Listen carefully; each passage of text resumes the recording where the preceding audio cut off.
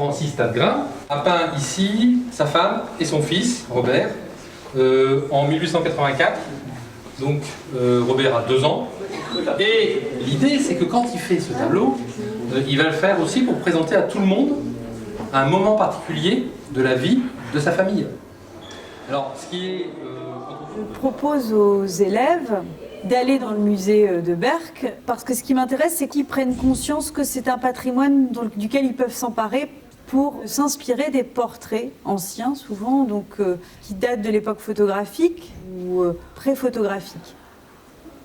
Et je leur demande donc d'aller sur le paysage de leur collège ou de leur lycée et de faire une photographie du paysage qui leur est commune, elle aussi, mais là d'un point de vue naturel et ancré dans leur réalité à tous. Ici, ils ont pris les photos au niveau des dunes, dans la mesure où le lycée Lavezzari se trouve près des dunes. Et du coup, chaque élève, en binôme, souvent là en tout cas, va utiliser portrait et paysage, portrait du musée de Berck et paysage de là où se situe le lycée, pour créer une image personnelle, inspirée de l'histoire picturale de leur ville, et essayer de donner une image encore différente et qui s'inspire principalement de mon travail, qui est sur la manière dont on hante les images, dont la photographie est transpercée par l'espace et le portrait sur le support photographique. Il y a plusieurs œuvres de Tadgrain qui sont dans Francis Tadgrain, qui sont dans ce livre. Vous allez vous mettre sur le côté, vous allez essayer de le faire. Essayez de faire une des postures qui se trouve ici. D'accord ? Tu prends la photo ? Donc la saison du merlan, ce qu'on appelle le cueilli.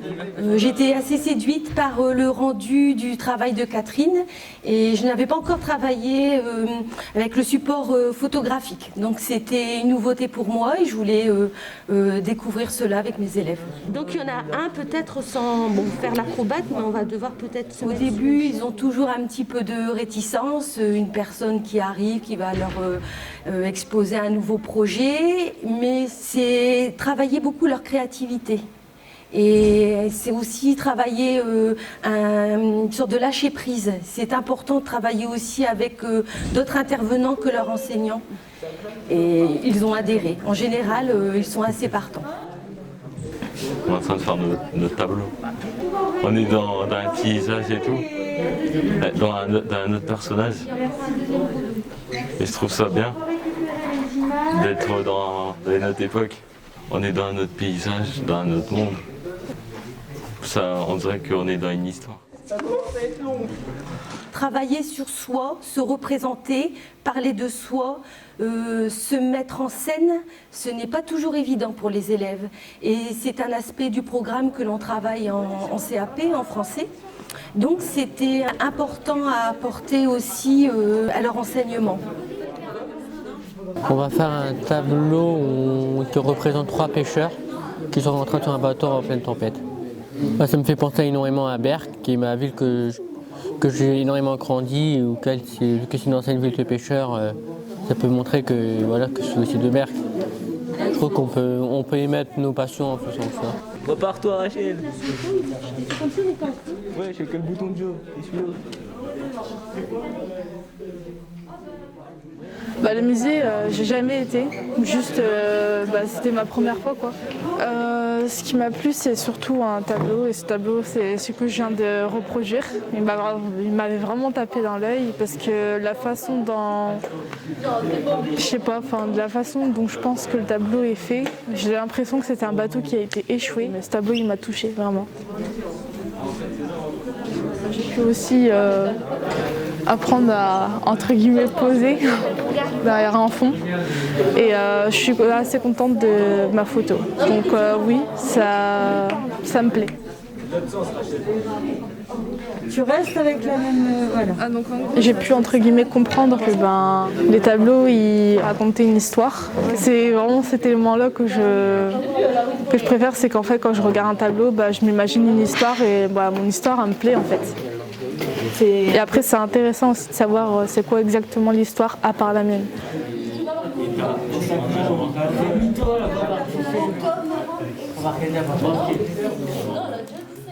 Je propose dans mon travail photographique de travailler l'image comme un support qui fait appel à la peinture et donc à une forme de portrait où la pose n'est pas celle qu'on connaît plus actuellement en photographie où on est un peu dans une rapidité d'exécution avec le selfie notamment.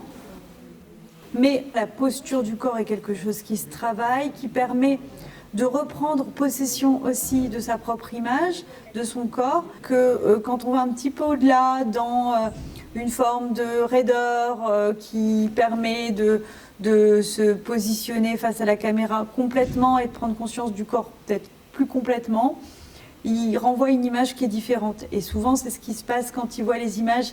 Ils ont conscience d'une image qui est parfois plus composée, plus construite, peut-être plus impactante finalement. Le but du jeu, ça va être de utiliser votre portrait et un des paysages que vous avez choisi. Mettre en surimpression l'image commune du paysage et l'image du musée. Qui veut commencer ? La superposition, c'est une technique que j'utilise pour donner une plus-value à l'image brute. L'espace est habité, l'espace du paysage est habité par le portrait, il est habité par une double réalité, il est hanté. Et moi, c'est mon propos, c'est comment on hante les lieux, le paysage et comment aller au-delà d'une simple image. Et dans 8 minutes, on pourra les retirer et les laver pour voir quelles sont les images qui vont sortir. On ne sait pas encore exactement et c'est ça qui est bien. Donc ils prennent conscience du patrimoine commun de la peinture, il me semble, que ça leur appartient aussi en le rejoignant. Et que le paysage aussi est quelque chose dont ils peuvent s'emparer. Et ensuite, il y a aussi le travail de l'image en direct, et donc avec une technique assez légère qu'est le cyanotype. Même si c'est une technique qui peut paraître parfois un peu désuète, elle a je trouve, un impact fort parce qu'il y a 2 temps et 2 espaces. C'est une technique qui va leur permettre de se rendre compte qu'ils peuvent aussi faire image, la construire et l'amener dans le réel, vraiment. Et je pense que ça fait partie des choses importantes qui peuvent leur être transmises dans un cléa avec mon regard.